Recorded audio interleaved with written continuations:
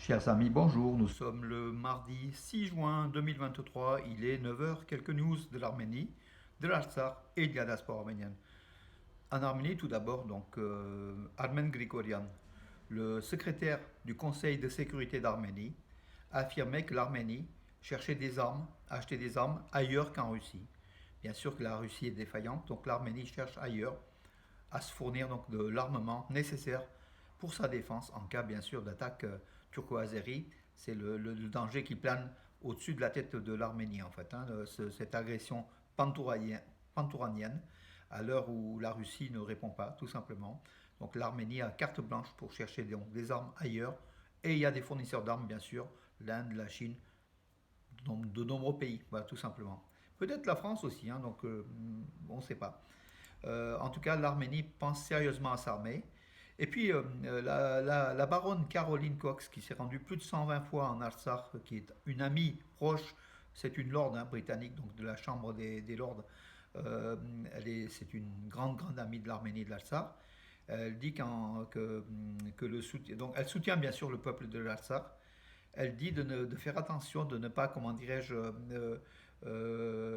ne pas, comment dirais-je, tomber dans le piège turco-azéri comment dirais-je, en, en cédant l'Artsakh tout simplement, hein. Donc voilà, pour elle, il faut que le peuple arménien de l'Artsakh se batte et surtout soit fort pour ne pas céder aux menaces, aux pressions turco-azéries. Voilà. Peut-être c'est ce qu'elle déclare, c'est un petit peu contre aussi ce que Pachinian fait en lâchant l'Artsakh. Donc on ne sait pas, donc voilà, à voir.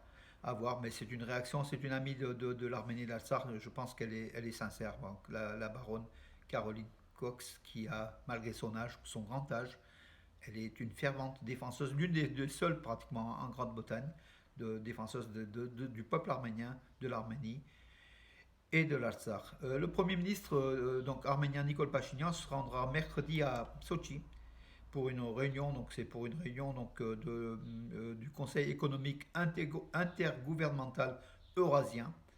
Voilà, donc Pachinian qui a fait quand même sensation en s'affichant, en rigolant même avec Aliyev et son épouse, lors de l'intronisation du président turc Recep Erdogan. Également quelques mots échangés avec ce dernier. Sa présence justement à Ankara pose un problème réel.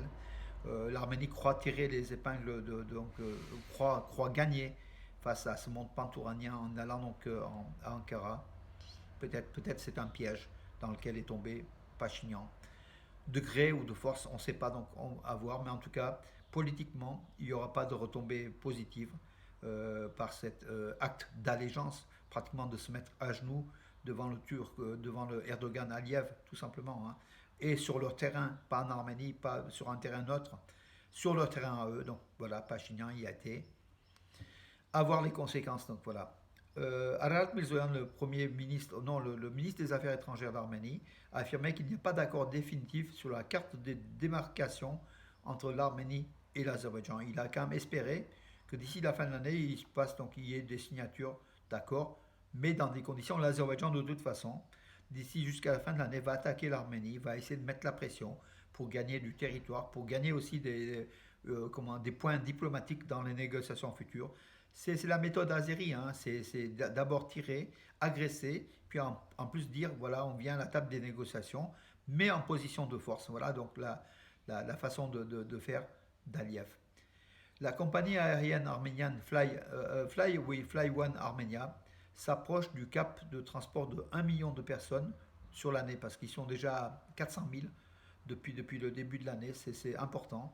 Et Aram Ananian, son directeur, donc s'est dit surpris de cette belle comment dirais-je, c'est quand même un succès qu'il faut dire, hein, Fly One Armenia, qui dessert de nombreuses destinations et de plus en plus, voilà. Au Nakhitchevan, les autorités azéries préparent donc le Nakhitchevan à l'ouverture du corridor de la Chine.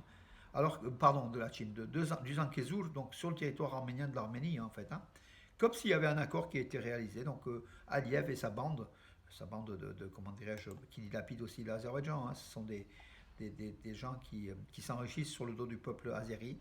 Ils font comme si c'était acté, que le corridor du Zangezur l'Arménie avait donné son accord pour une ouverture. Voilà, donc ils préparent le Nakhitchevan à cette arrivée de trafic en fait terrestre entre l'Azerbaïdjan et le Nakhitchevan à travers un corridor de Zangezur, donc au sud de l'Arménie. Voilà, donc ils mettent un peu les charrues avant le bœuf. Ils font ça pour faire la pression sur l'Arménie et puis sur Pachinian.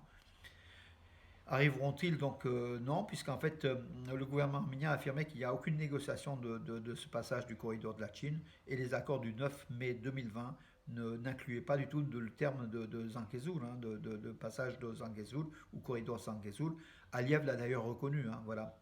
Mais à voir, parce qu'il y a beaucoup de choses aussi qui se disent, beaucoup de choses aussi qui se font, des accords qui sont peut-être donnés de part et d'autre sans que nous on sache aussi, hein, sans que ce soit révélé, afin peut-être de ne pas nuire à la chose, à l'application, mais aussi peut-être pour comment ces accords-là, on les fait aussi peut-être des fois en secret pour pas que le peuple y soit ému. Déjà, il est déjà largement ému, le peuple arménien est déjà par rapport à ce lâchage de l'Artsar.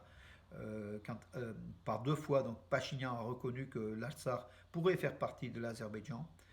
Ce qui est impossible au regard du peuple arménien de l'Artsar, impossible, hein, donc il a déjà dit plusieurs fois, il est impossible que le peuple arménien de l'Artsar puisse vivre sous le joug du dictateur Aliyev, assassin en fait, hein, qui a fait des crimes de guerre et des crimes contre des civils.